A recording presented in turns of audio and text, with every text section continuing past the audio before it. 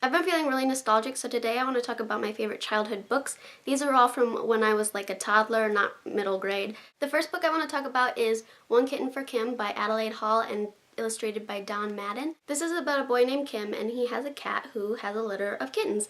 And his parents decide that he can't keep them all and he has to get rid of them. And the story follows him getting rid of all the kittens, and when he gives away a kitten, he keeps taking an animal in exchange and the parents don't know about it. And in the end, he ends up with like tons of squawking animals and the parents are just like, what? When I was little, my favorite part of this book was probably the lists they give you, which are like this. After Kim gives away a kitten, he'll walk down the street and then it'll have a list like 1 kitten in his basket, 2 goldfish in a bowl, 1 green parrot in a cage, 1 wiggly brown puppy in a box, and a shiny black rooster in a crate. And it's got like the pictures for it. And my mom would read the story to me, but then when it came to that part, I would say it really loud, and it just really made me happy. I also really like the illustrations. The colors are really cool together and they're just really cute pictures. It's really cute and it's funny, and if you like animals, you will love this. The next book is The Hungry Thing by Jan Slepian and Ann Seidler, and the pictures are by Richard E. Martin. This book is about this thing, and he comes to this town with a sign around his neck that says, "Feed me." They're trying to figure out what he wants to eat, but he doesn't really talk right, and I'll read what it's like. They'll say, "What would you like to eat?" "Feetloaf," answered the hungry thing. "Feetloaf," cried the townspeople. "How do you eat it? What can it be?" "Why, dear me," said the wise men, "feetloaf. Let's see. It's a kind of shoe pudding that grows in a tree." "Of course," said the cook. "Feetloaf tastes sweet, and is eaten by kings when they dine in bare feet." "I think," said the little boy, "you all ought to know.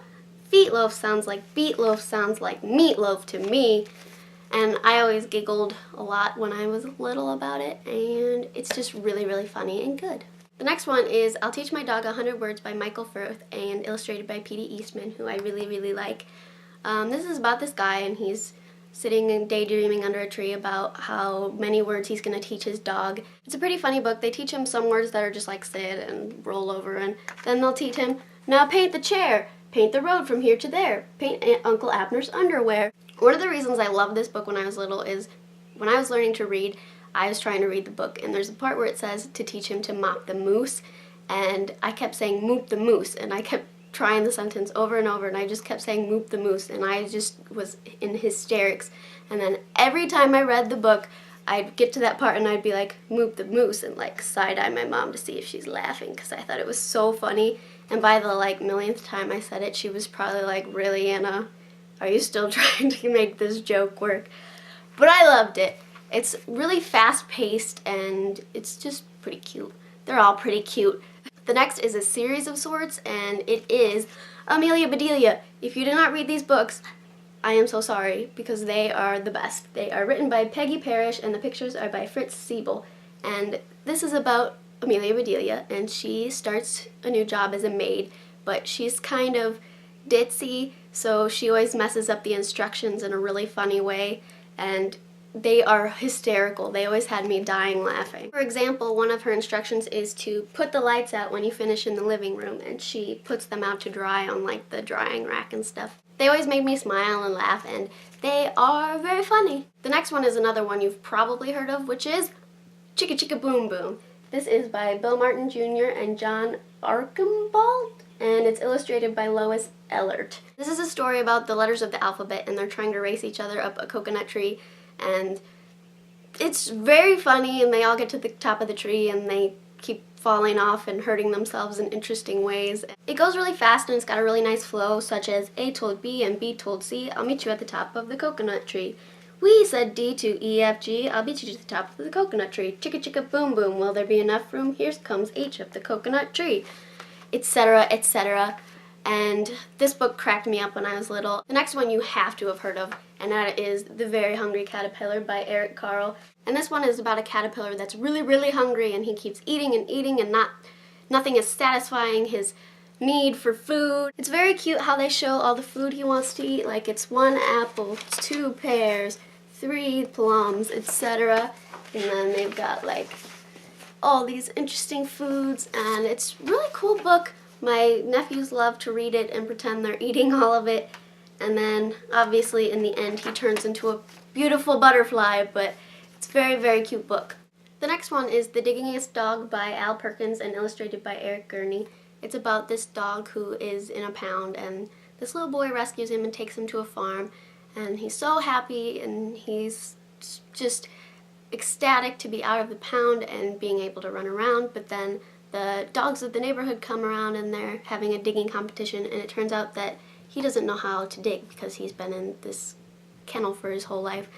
And it's the story of how he learns to dig, and when he finally does, he digs up like the whole town, and then everybody's mad at him. And in hindsight, it's a very sad book, but I loved it when I was little because I had a dog named Duke that was a rescue, and it kind of reminded me of him. And he passed away a while ago, and I still miss him a lot. And I read this to my nephew the other day and I started crying. But I love it still. I don't know. It's still a really cute book, and the pictures are good, and it's a happy ending. The next one is kind of an older book, and it is The Eye of the Pharaoh, which is a pop-up whodunit by Ian Smith. I think that's how you say his name. I don't know. And I love Egypt. Whenever we studied it in school, I was really happy, and I like whodunits, and this was the first time I'd ever had a pop-up book, and it amazed me.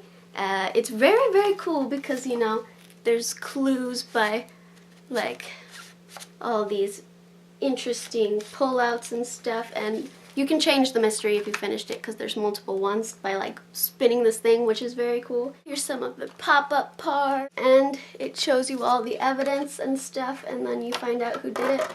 And then if you want to play again, you can spin this, and then it changes all the clues and everything, so you can do it again without knowing exactly who it was.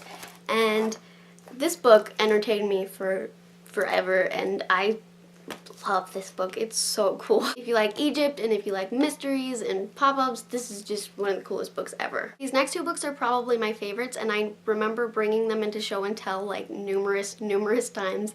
One of them is completely falling apart and the other one is a new copy. One of them is No Such Things by Bill Peet, and it's got the coolest pictures ever of all these make-believe animals, and it tells you all about their habitat and habits, but it's like in rhymes, and it's so cool. Like, the pictures are amazing and the stories are so funny. I'm gonna read you this page.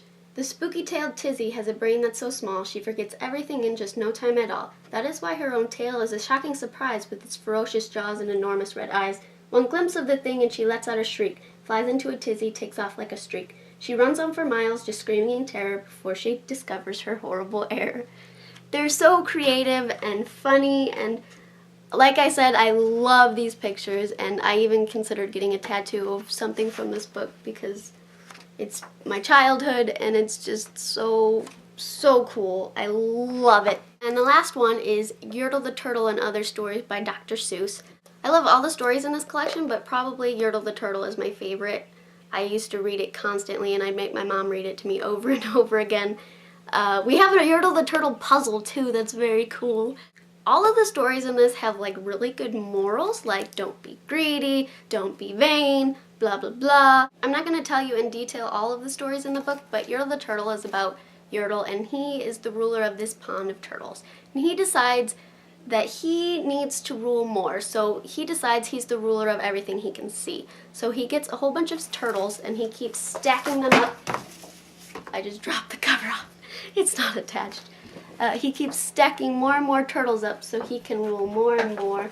And then the turtle at the very bottom's back hurts, and it's just getting disastrous. And then at the very end, the turtle on the bottom sneezes and everybody falls. And it teaches you that if you are a leader, you should respect your subjects. And I don't know, it's hilarious, and I love it. I love it. I love it. That's all the books I'm going to show you today, but I really hoped you liked this video because it was really fun for me to film, and I feel so nostalgic right now. If you want, you can make a video of your favorite childhood books, and if you put a link in the comments, I'll watch it, or you can just leave me the titles and comments and stuff because I would love to talk about them. And that's all for now. Goodbye!